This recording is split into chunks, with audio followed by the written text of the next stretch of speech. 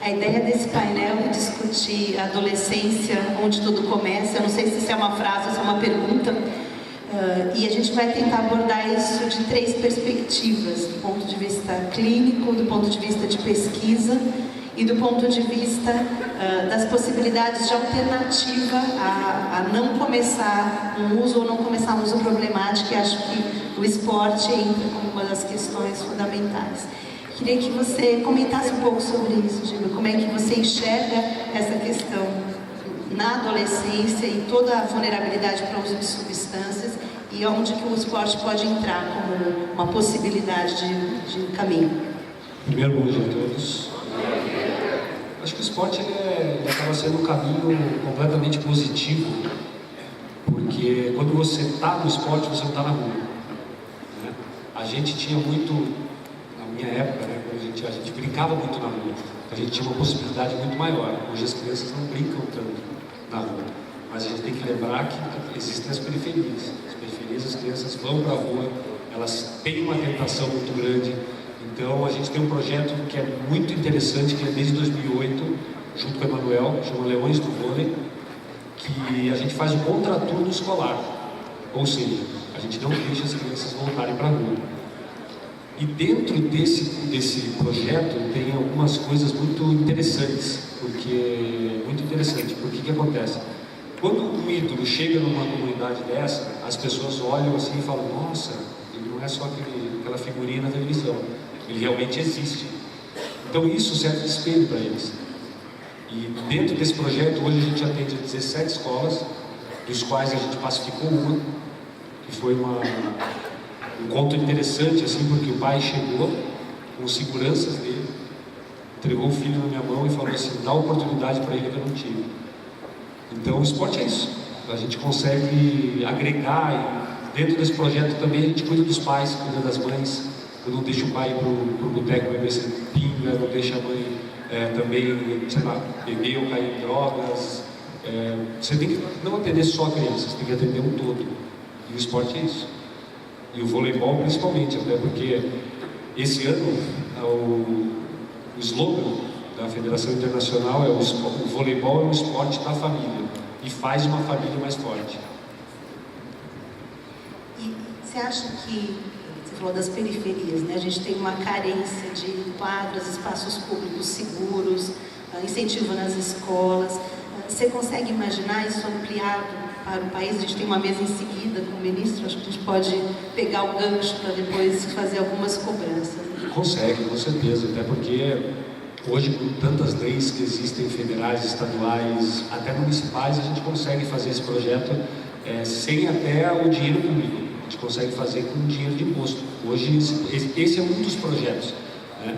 O outro projeto, até eu peço desculpa para vocês que eu tenho que sair às 9h30, que é o encerramento do Festival do Gibira, que é um projeto contra a obesidade infantil. E é totalmente por incentivo de lei fiscal. Então você consegue ampliar, você consegue trazer essas empresas para dentro da gente, mostrar também que essas empresas, o que acontece? Acaba sendo um marketing indireto. Eles não gastam com marketing. Porque quando você faz o festival, hoje a gente está esperando aproximadamente 7 mil pessoas na Praça de Araucária, onde é esse projeto de obesidade infantil. Então você tem como fazer vários projetos como esse, justamente através dessas leis e até através de empresários que queiram ajudar. Acho que é muito importante isso. Você vai ficar até 9h30, então eu vou pedir para você ver um pouco das nossas apresentações e depois comentar, pode ser? Claro. Aí vamos abrir o painel formalmente, então. Você abre o slide, por favor?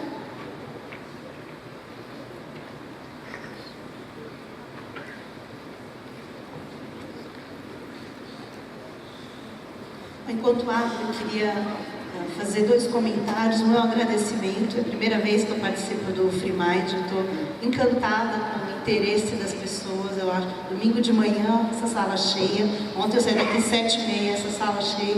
Eu acho que isso é algo realmente muito importante. Quem já organizou evento sabe a dificuldade que é organizar um evento desse tamanho. Então, as pessoas estão absolutamente de parabéns.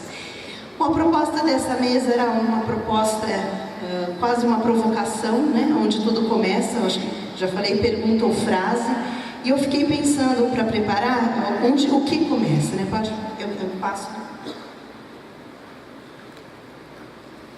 Você passa para mim?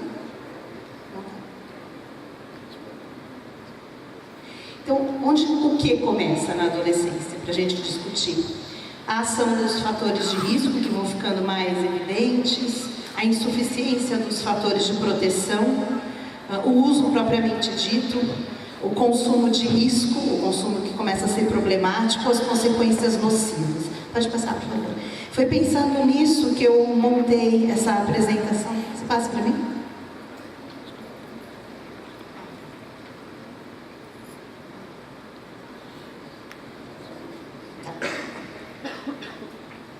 A minha ideia foi montar uma apresentação discutindo esses dois aspectos, vulnerabilidade e janela de oportunidade. Eu sempre fui clínica, sempre trabalhei com tratamento e de alguns anos para cá eu venho trabalhando com adolescentes e prevenção. Quem me conhece sabe que eu sou muito otimista sobre as possibilidades de que as coisas melhorem e mudem.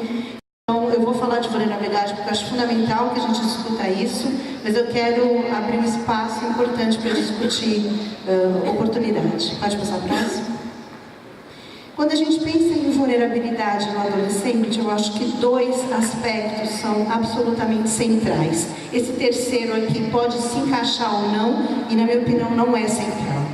Um aspecto individual que envolve biologia, genética, fatores pessoais, gênero, como a gente tem visto várias vezes aqui no Congresso, a diferença de meninos e meninas na adolescência, o uso precoce, que é um fator individual de risco isolado, a presença de sofrimento psíquico nas crianças e adolescentes como um fator de vulnerabilidade importante, frequentemente muito negligenciado, e fatores de contexto, um pouco como o Giba estava falando, quanto que um ambiente pode ser, por um lado, um ambiente de proteção e, por outro lado, um ambiente de risco.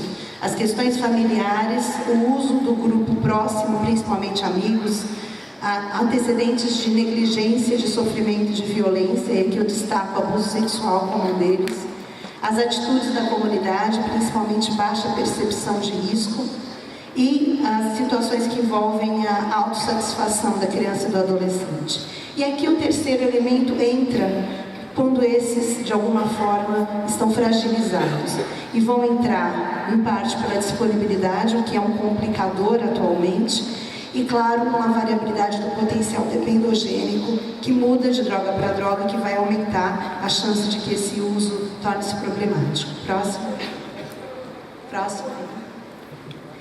Então, só para passar rapidamente alguns dados nacionais para vocês terem uma ideia, esses são dados entre estudantes de ensino médio e fundamental, ou seja, adolescentes em escolas públicas e privadas, aqui com o nosso predomínio de álcool e tabaco, uso no ano, em seguida solventes e maconha.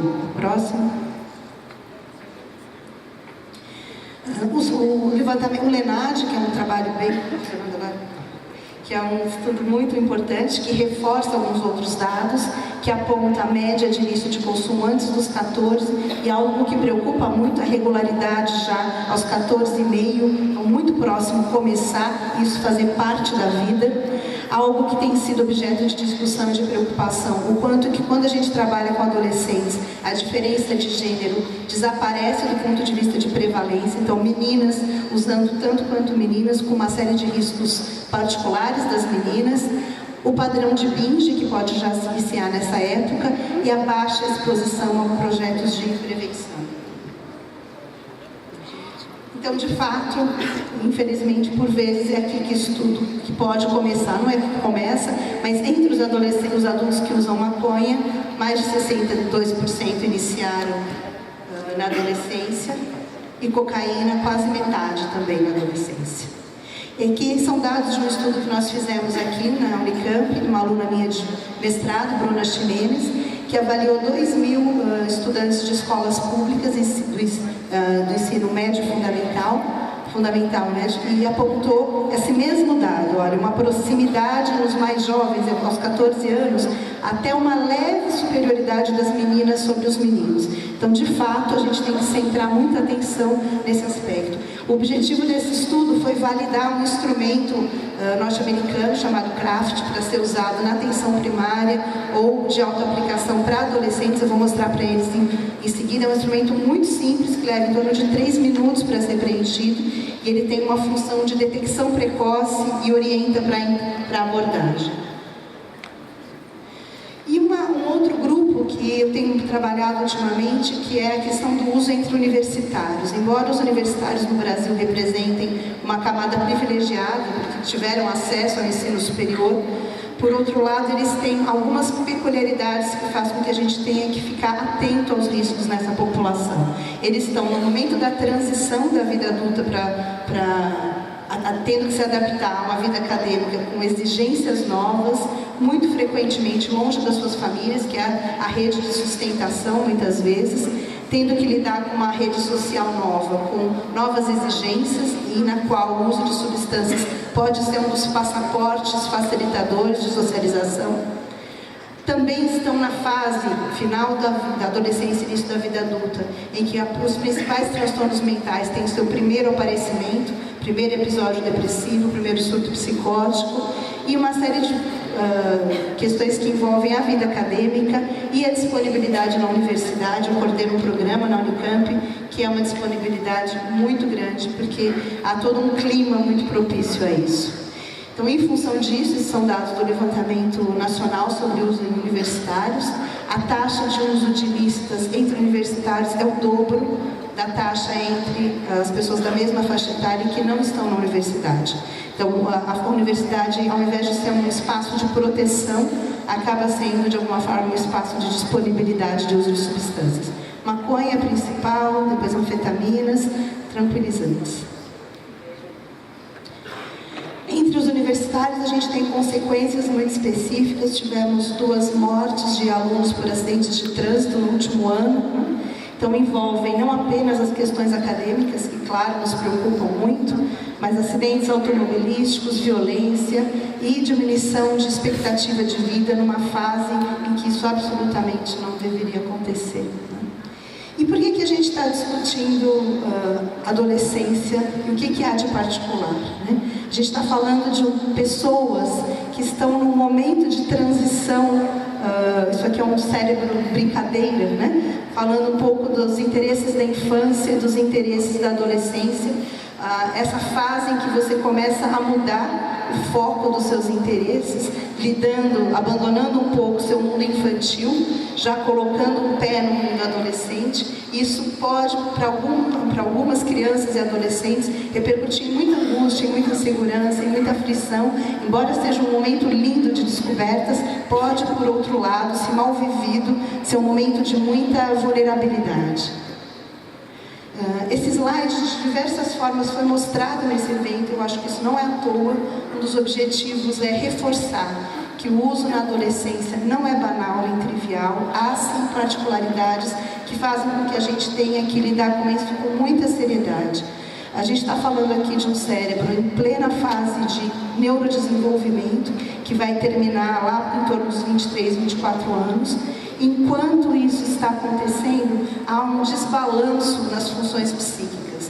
Um desbalanço que faz com que toda a parte de capacidade de memória, controle motor, já esteja bastante adiantado e maduro.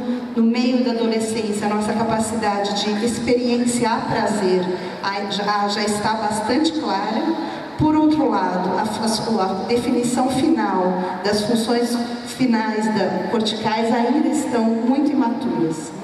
Então, quando a gente pensa aqui num cérebro, nessas 3 funções que eu mencionei, a gente está falando de um jovem que já sabe perceber muito bem o que lhe produz prazer, por vezes consegue fixar essa experiência de prazer como algo muito importante, mas ainda tem muita dificuldade de modular o comportamento, tem dificuldade de fazer planejamento, ponderação, adiamento de prazer, lidar com frustração, avaliar riscos.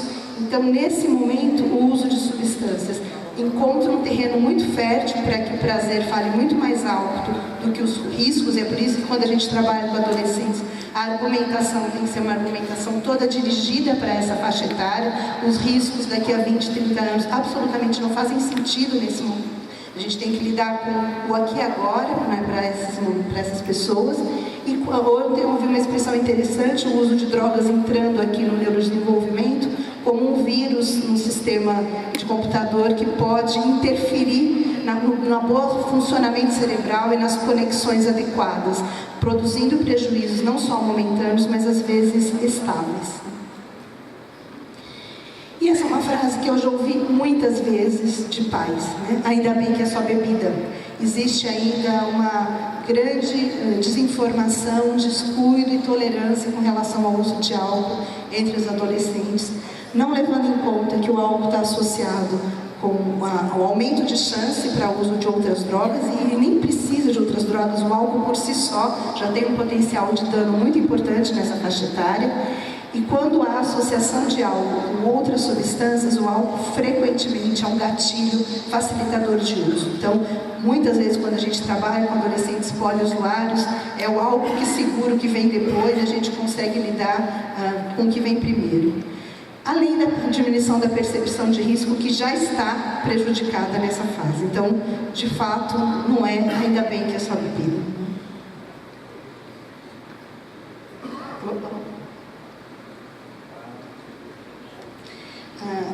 Aqui é uma proposta de avaliação em adolescentes. A gente deve avaliar rotineiramente os nossos adolescentes em ambientes de saúde e não quando um adolescente dá claros sinais de problema. Em geral, quando os sinais de problema já estão claros, muita água já rolou e a ideia é que a gente possa chegar antes. A proposta é que as avaliações aconteçam em todas as consultas de rotina, no pediatra, no ginecologista, no ebiatra. Os adolescentes que estão fumando cigarro de tabaco representam hoje um risco particular. Fumar cigarro hoje é muito diferente de fumar cigarro há 30 anos atrás. Isso já diz algo sobre esse adolescente. Então, o aprofundamento do uso de substâncias.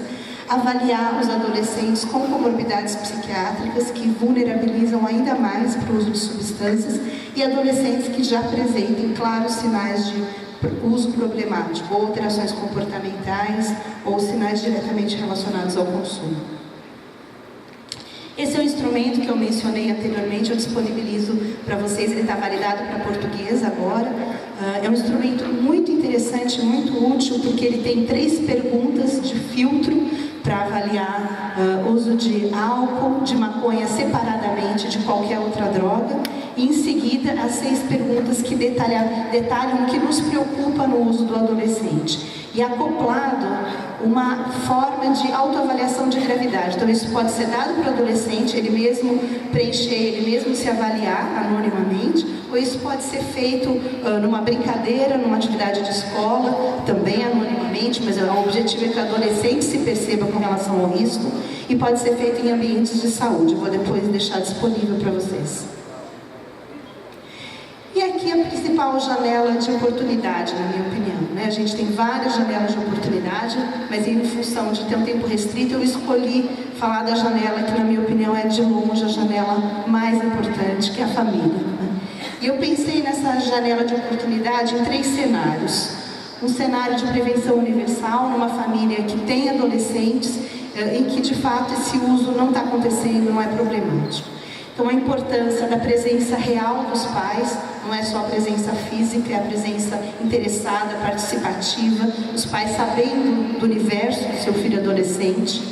A comunicação adequada à fase de desenvolvimento. Às vezes a gente não se adapta ao crescimento dos nossos filhos e mantém um discurso muito infantilizado e não consegue manter uma comunicação que faça sentido. O acesso à informação de qualidade, acho que isso é um grande problema. A gente tem hoje pouquíssimas campanhas de amplitude nacional, populacionais, que deem acesso à informação boa, né? Os adolescentes googlam e escolhem, em geral, o que lhes interessa para ler, e é nossa função ajudar a que essa informação seja de fato de qualidade. Uma discussão com relação à mídia, que pode ser um grande aliado, pode fazer um enorme desserviço nesse aspecto. capacitar profissionais que estão na linha de cuidado desse adolescente. Eu tenho um trabalho grande com pediatras para que eles se envolvam no cuidado. O pediatra conhece essa criança desde pequena, tem uma relação de confiança com a família, ele é um profissional fundamental para participar disso. E a formação continuada em ambiente escolar. A gente teve várias mesas e vários painéis sobre questões escolares. Aqui eu acho que o professor, os educadores capacitados têm um papel, junto com a família, absolutamente fundamental para perceber coisas e lidar com essas questões. Um segundo cenário em que esse uso já está acontecendo, como é que a gente vai lidar com isso? A primeira questão que eu acho que é óbvio, mas não tem sido, é saber o que de fato acontece conversando com o adolescente. Por vezes chegam pais muito aflitos para atendimento, dizendo: olha, eu achei drogas para o meu filho, né? Quando eu pergunto o que ele disse sobre isso, não, a gente não conversou sobre isso, eu vim aqui primeiro me orientar. Então há uma dificuldade muito grande de falar sobre isso, e esse diálogo precisa ser estabelecido. E avaliar a gravidade do fato, o tipo de substância, o contexto, avaliar se foi algo passageiro, se requer uma orientação ou se é necessário algo mais intenso, mais aprofundado. Aqui as funções do profissional são muito importantes. Nossa função aqui é muito mais de facilitador do que de tratador, né? A gente está falando de um adolescente, frequentemente com uso inicial, experimental, e a ideia vai ser avaliar qual é a gravidade do que está acontecendo, conversando com toda a família, se possível, e separadamente, fazer um diagnóstico de situação e fazer um bom feedback. Os profissionais de saúde, por vezes, são muito econômicos no feedback, de dividir com a família suas preocupações, isso é muito importante. Quebrar estereótipos, busca de culpados, conluios, mentiras, que frequentemente a situação do uso no filho destampa uma questão familiar, às vezes, que estava ali mal discutida. E ser o facilitador desse processo mais consequente, se há ou não necessidade de tratamento, de orientação, e como é que a família e o adolescente vão poder lidar com isso. E o terceiro cenário, que é o que a gente sempre tenta trabalhar para que não aconteça, mas que acontece e ainda acontecerá por muito tempo, é quando já há um uso problemático instalado, né? Então, a avaliação da gravidade, das consequências nas esferas, precisa ser feito de forma muito cuidadosa, avaliar o que isso significa para a dinâmica familiar, avaliar o nível de intenção, avaliar a motivação para tratamento. Quem trabalha com adolescente aqui sabe que motivação para tratamento em adolescente é algo bastante raro, né? Então, é da habilidade do profissional transformar essa motivação muito frágil em algo que faça sentido para ele, é algo que ele participe, não que ele seja um paciente passivo nesse processo. E avaliar algumas coisas que, na minha opinião, são as principais razões de fracasso dos tratamentos. As expectativas sobre o tratamento, em geral a família espera uma coisa, o profissional espera outra, e o adolescente espera uma terceira. Certamente não vai dar certo, porque cada um quer uma coisa desse tratamento. Avaliar a disponibilidade real e subjetiva. Às vezes eu vejo propostas de tratamento que são impossíveis de serem executadas por aquela família, por questões econômicas, por questões psíquicas, por questões de disponibilidade emocional, e a gente tem que adequar a proposta. O projeto que a gente tem na nossa cabeça nem sempre será o que vai ser executado, e às vezes entre o ótimo e o bom fica um caminho e a gente acaba não fazendo nada. Então a gente tem sempre que ouvir a possibilidade dessa família de fazer o que a gente está propondo e fazer as adaptações necessárias. Então, resumindo, respeitando meu tempo, a adolescência é sim um período de maior vulnerabilidade psíquica, neurobiológica, física e emocional, mas é também um momento muito fértil para a gente lidar com a aquisição de conhecimento. Eles estão muito afiados para aprender coisas novas, e cabe a nós disponibilizar boa informação para isso, fortalecer uma série de habilidades para lidar com a vida, lidar com as emoções e com as pressões do grupo e do mundo. As abordagens preventivas envolvendo todos os atores na vida desse adolescente, o grupo próximo, os amigos, a rede social, escola e família. A identificação precoce, que é preciosa, para a gente não chegar tarde e depois ter que correr atrás do prejuízo, que é sempre possível de ser feito, mas quanto mais tempo demora, mais complexo, mais caro e mais difícil. E as intervenções que sim funcionam com os adolescentes. É isso, obrigada.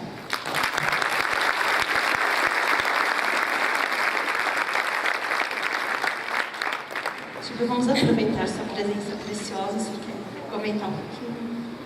Então, de tudo que eu vi, tudo tem a ver com o esporte, né? Porque assim, no comecinho ali você colocou até abuso sexual, né? Nós temos hoje 3 pais presos nesse projeto, porque no final de todo ano do projeto nós fazemos as crianças são obrigadas, elas fazem uma redação do que foi o ano do projeto para ela.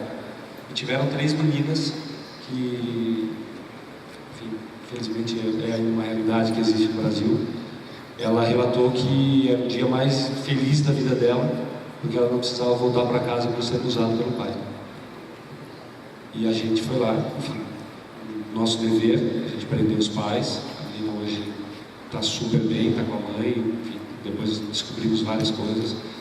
Mas isso daí tem tudo a ver com o esporte no sentido que a gente precisa. Eu acho que o Brasil, né? Eu morei 10 anos fora do Brasil, morei 6 anos na Itália, 2 anos na Rússia, 1 ano em Dubai e 1 ano na Argentina.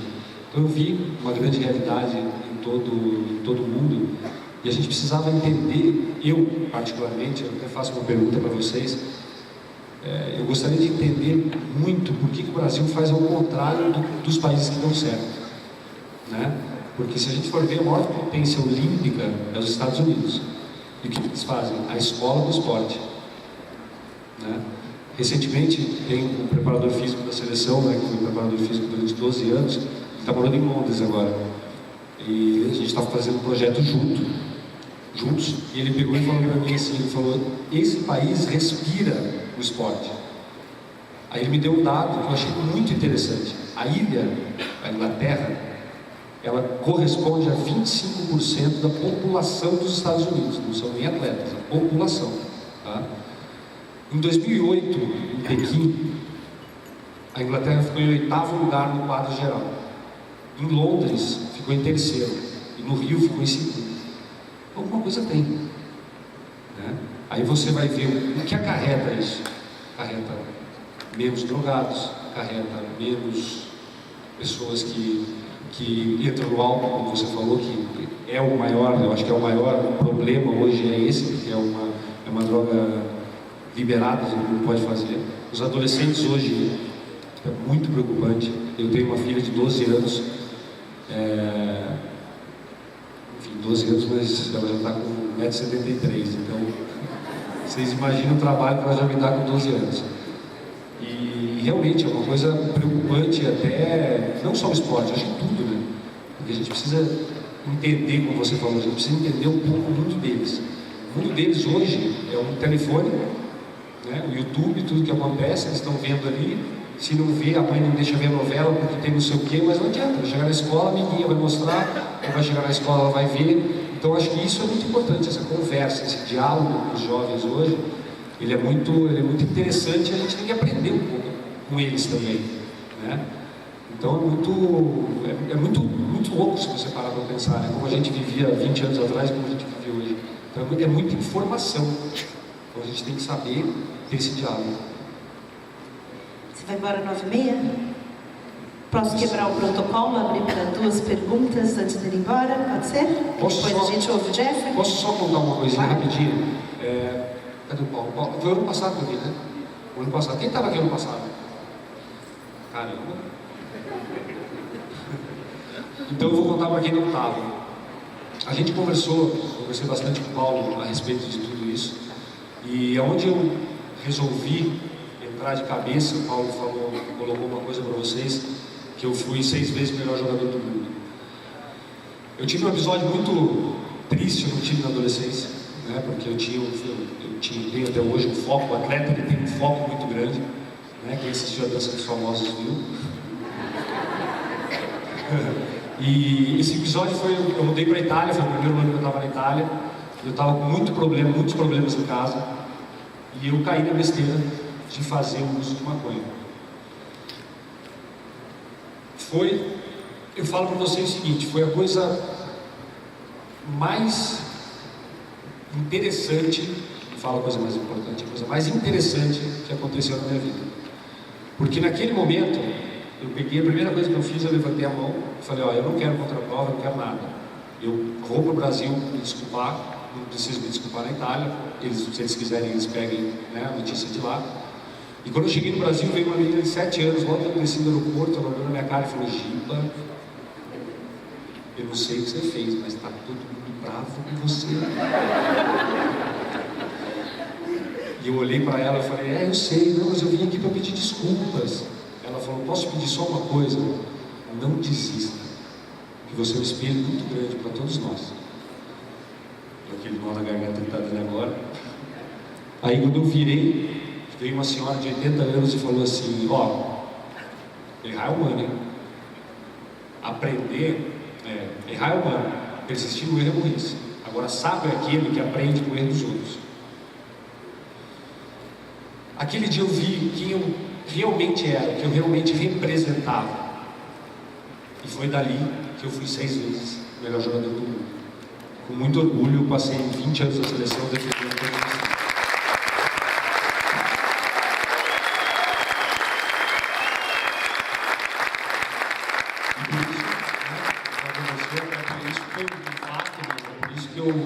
que eu tenho tanto empenho em poder ajudar, em poder estar aqui, poder ajudar toda vez que o Paulo me chama, conversar com várias pessoas. No passado foi um pouquinho menor, então a gente teve mais, eu não estava tão corrido. Então, realmente, gente, obrigado Paulo, de novo pelo convite, e se eu precisar, estamos aí. Posso abrir para uma pergunta? Sim. Nenhum?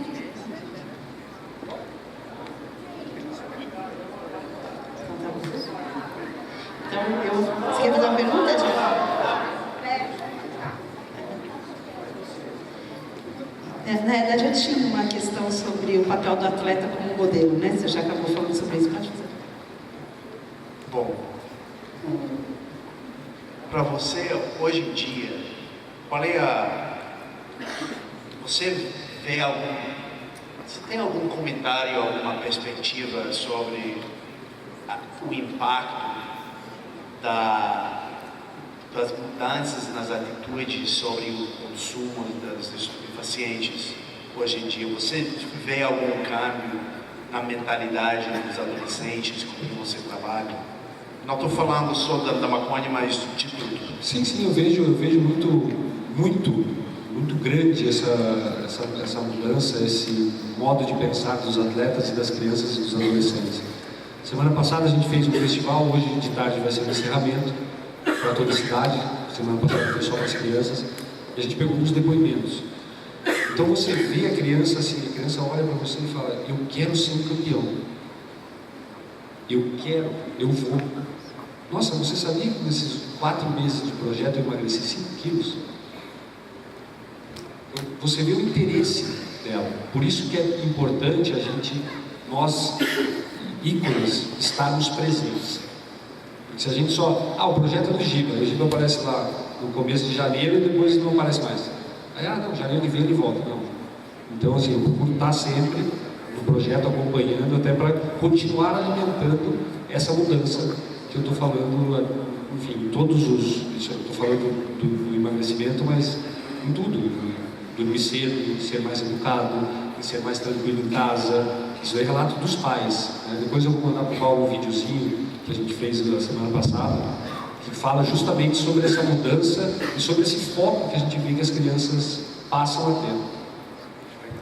Giba, tô aqui, para não falar que eu não sou radical, vou deixar fazer uma pergunta. Bom dia, Giba, eu sou o Gerson Neto, região de Campinas. Trabalho com atletas de Cristo há 17 anos. Fui dependente do banco dos 12 aos 24, hoje eu estou limpo, com 46 anos, amanhã é meu aniversário. A pergunta é a seguinte, qual é o resultado que vocês conseguem ver trabalhando essa questão aí, esporte e social, no presente, com as crianças e com adolescentes? Obrigado. E parabéns para você. Vamos lá. Primeiro, porque a gente trata o esporte como o segundo plano. Primeiro, a educação. Né? A gente precisa ter as crianças educadas e inteligentes. Né? O esporte é simplesmente um elo entre isso. Por isso que quando eu falei dos Estados Unidos, eu falei, eles lidam a escola com o esporte, não o esporte com a escola. Né? Que é uma coisa típica aqui no Brasil. Então isso é muito gratificante para mim ver essa busca contínua da melhora, né? Eu podendo mostrar para eles isso. Não sei se é bem isso que você entendeu? O dia a dia com eles.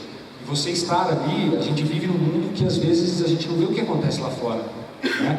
Lá fora que eu digo, a gente vive aqui, mas o Brasil é um país de muitos países. A gente tem uma cultura muito grande, né? E a gente tem, infelizmente, uma miséria muito grande também. Então, quando a gente vai quando eu vou nessas comunidades, eu saio de lá arrasado, assim, feliz por estar podendo ajudar, mas ao mesmo tempo indignado, porque, gente, como pode existir isso aqui ainda? Então, acho que se a gente que eu falo, atletas, atores, enfim, se a gente fizesse um pouquinho mais nessa parte, acho que seria muito interessante. E aí, infelizmente, a gente precisa do poder público, né, dos políticos para que sejam aceitas as medidas, enfim, os projetos, e é realmente complicado, mas eu insisto.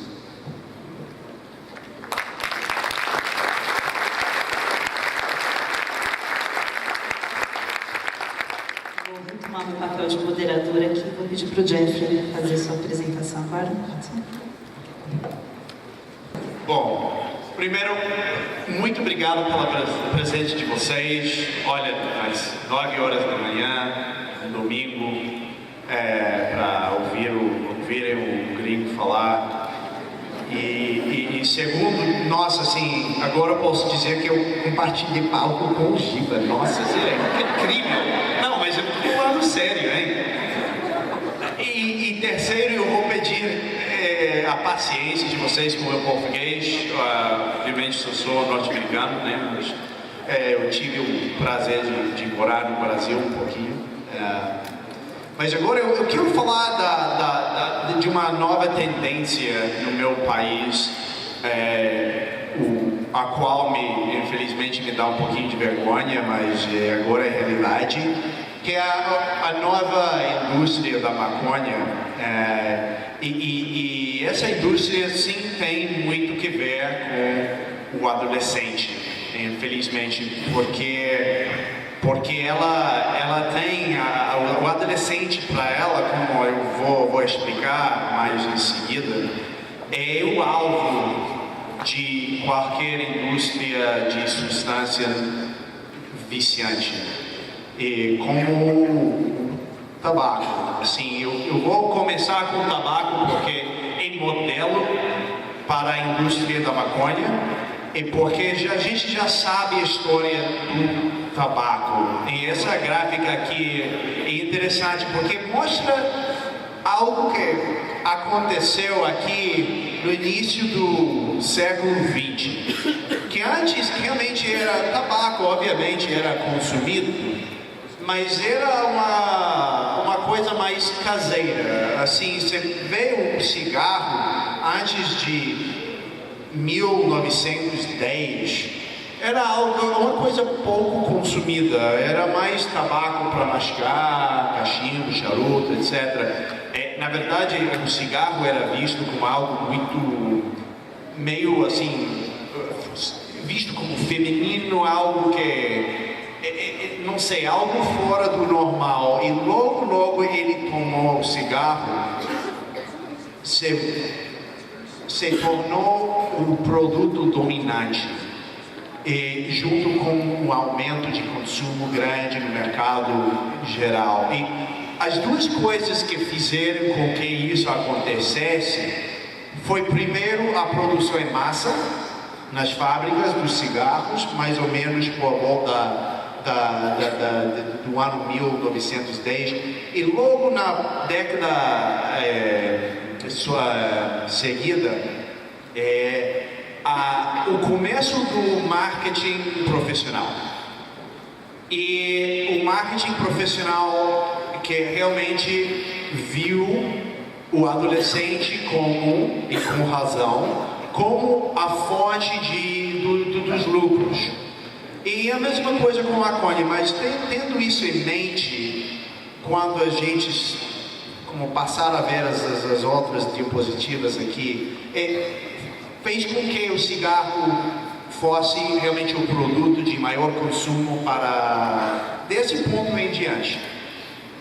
Bom, agora eu só vou falar rapidinho do panorama da maconha legalizada nos Estados Unidos, porque é importante saber exatamente de onde vêm esses dados. Logo vou falar um pouquinho mais do marketing e as consequências e logo umas breves conclusões, porque também a gente tem um horário aqui, né? Olha, agora, hoje em dia, a gente tem 7 estados com a maconha legalizada. E talvez um oitavo, o estado de Maine, que está aqui, mas a gente está no período da recontagem dos votos aqui. Mas Colorado, Washington, que legalizaram em 2012,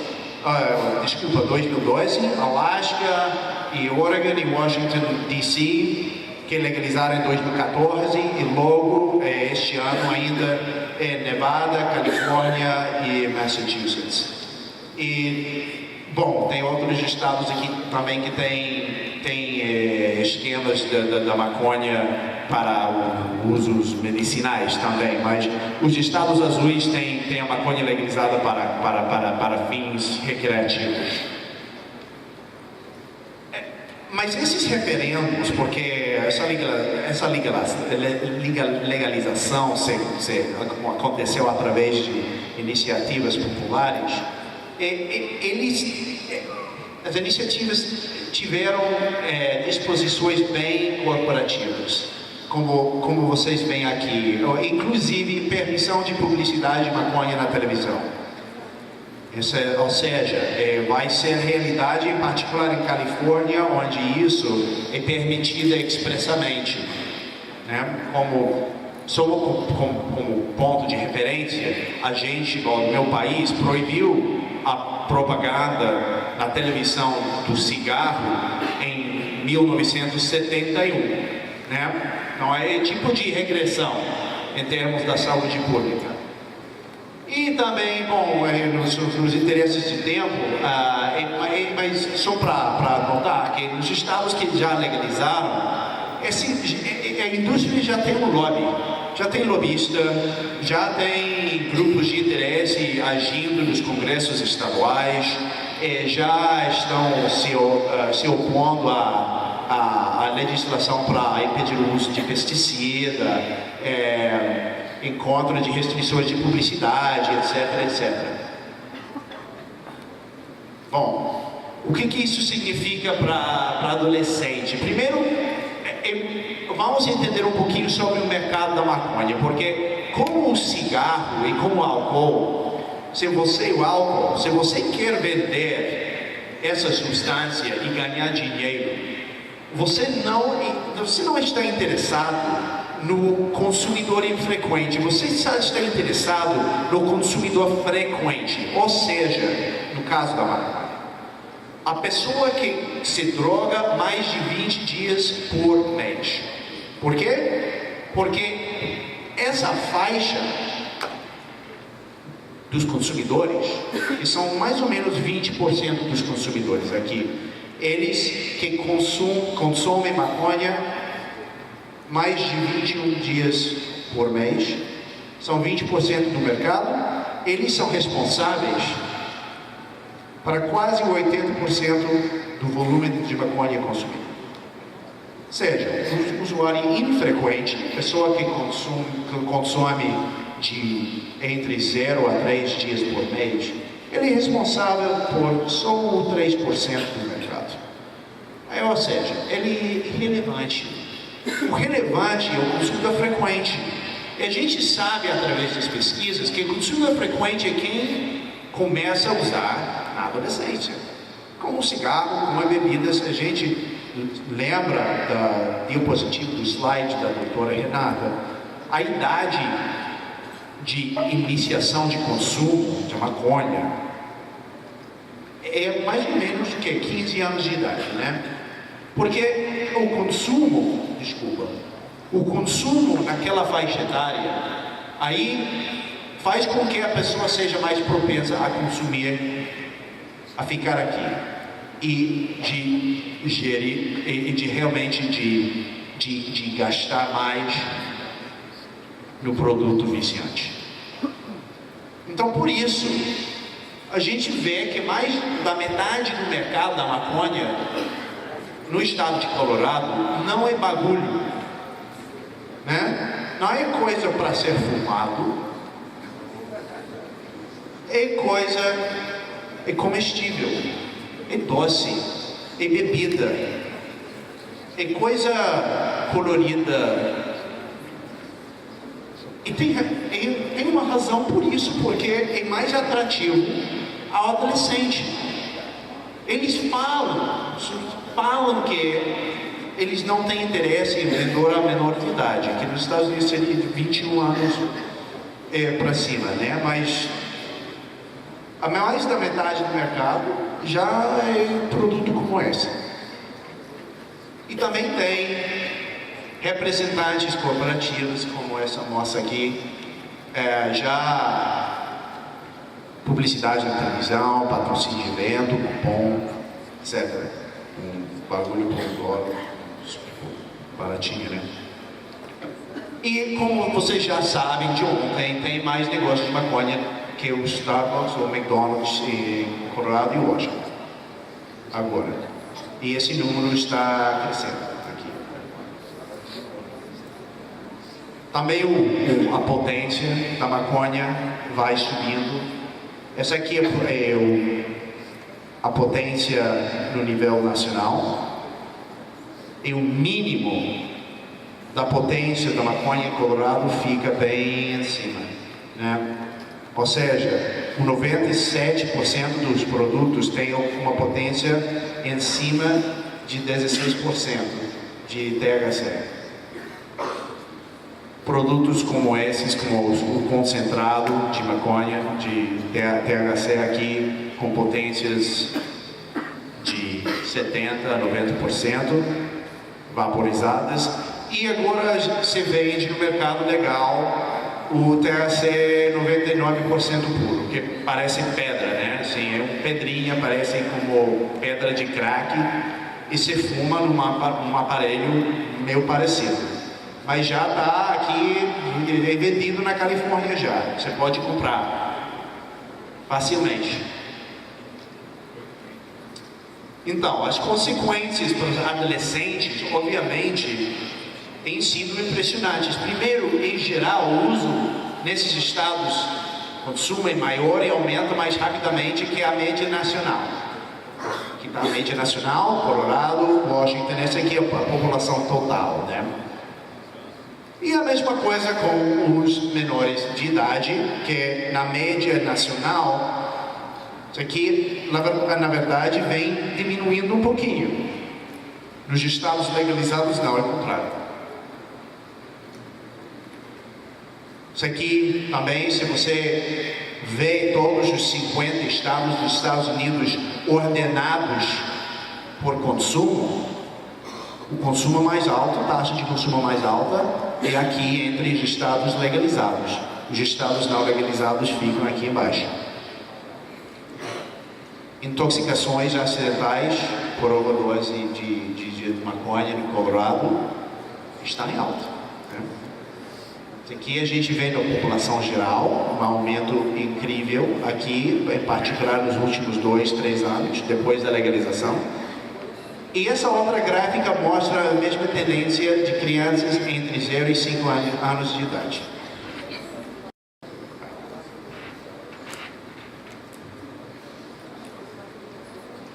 Menores em regime de liberdade condicional consumem mais.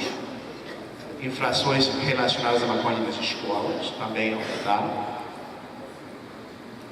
Ironicamente, tem mais menor de idade detido por maconha em Colorado agora que antes, porque tem mais menor de idade consumindo.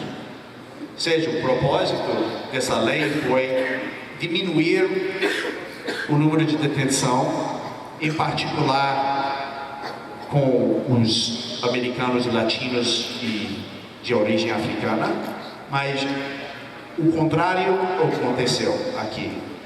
Tem mais afro-americano e latino menor de idade sendo detido pela polícia por maconha, porque ainda é ilegal nos Estados Unidos, se você é adolescente, possuir ou consumir a substância. Os brancos não, né? Mas em geral há um aumento. E o mercado negro não desapareceu.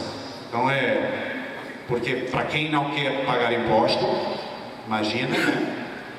E menor de idade que não tem acesso legal direto às lojas da maconha, eles só vão a Craigslist. Vocês conhecem o tipo de mercado em linha, né? E para comprar.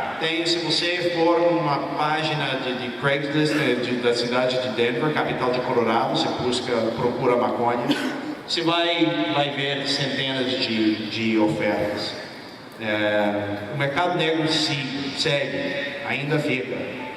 Inclusive a atividade dos cartéis mexicanos, que já tem negócio em Colorado. Então para concluir, o meu comentário geral é que geralmente no discurso político a gente se fala do proibicionismo total como opção número 1, né? Mão dura, botar todo mundo na cadeia, né? E no outro lado a legalização, a comercialização de uma outra substância viciante. Quando na verdade tem um monte de opção no meio, assim, efetivamente baixo só de a ideia, a teoria de tolerar de certa forma o consumo, mas vendo o consumo com preocupação, que não é um mais-valia para a sociedade, que não é bom para uma comunidade que mais pessoas consomem uma substância viciante, mas tolerá-lo de certa forma para não ficar com essa opção mão dura também, de ver a cadeia como centro de tratamento de vício, que também não é. Então essa conclusão é só para dizer, se você quiser resolver ou enxergar o problema como um problema de saúde pública, a solução não fica aqui nos extremos, fica aqui no meio. Mas aqui no meio é mais complicado, tem mais sutileza, é menos apto para os discursos políticos, etc. Mas é aqui onde fica as soluções mais amenas, assim, ou mais apropriadas para a saúde pública. E o meu ponto final é que o discurso deve estar aqui no meio. Deve estar enfocado na saúde das comunidades, na saúde das pessoas. E o que a gente acaba de ver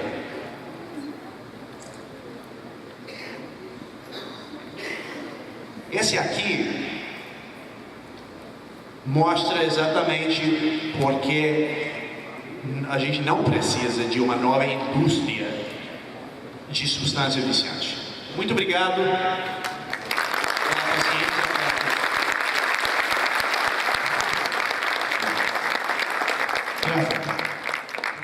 Senta ali um minutinho, Deus sempre nos ajuda em várias coisas. Então senta aí que temos uma surpresa. Já que nós estamos falando em painel de adolescentes, nós tivemos o prazer de ter a presença aqui de ninguém menos do que o ministro das Comunicações, Ciência e Tecnologia, Gilberto Kassab.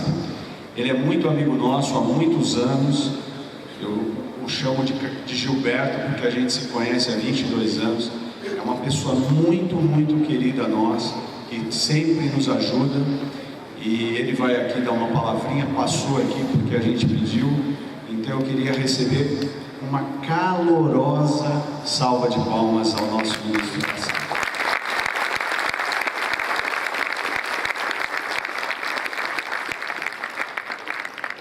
Obrigado, Paulo. Ao cumprimentar o Paulo Martelli e o Dedé Martelli, eu quero cumprimentar aqui todos os presentes. Gostaria de convidar o Tom Brown para estar conosco aqui. E, bom, quer me ver, Tom? E ao cumprimentar o Tom, cumprimentar todos os visitantes que prestigiam este importante evento. A minha presença aqui nessa rápida saudação, e eu vim aqui especialmente para fazer essa rápida saudação, não para participar do evento, infelizmente, por conta da agenda do ministro, mas para me sentir bem como cidadão, como brasileiro e como homem político. Eu, circunstancialmente, desde as raízes, desde os primeiros momentos, eu conheço o trabalho que o Paulo e o Dedé Martelli fazem junto ao FreeMind, que aliás foi idealizado por eles. E tive a oportunidade já na minha longa carreira na vida pública, onde Deus me permitiu que eu ocupasse mais diversos cargos, e sendo felizmente um apoio extraordinário de equipes que tenho e que sempre tive, ser bem sucedido, seja como vereador da cidade de São Paulo, secretário municipal, vice-prefeito, prefeito, deputado federal 2 vezes, deputado estadual e hoje ministro do Estado pela 2ª vez.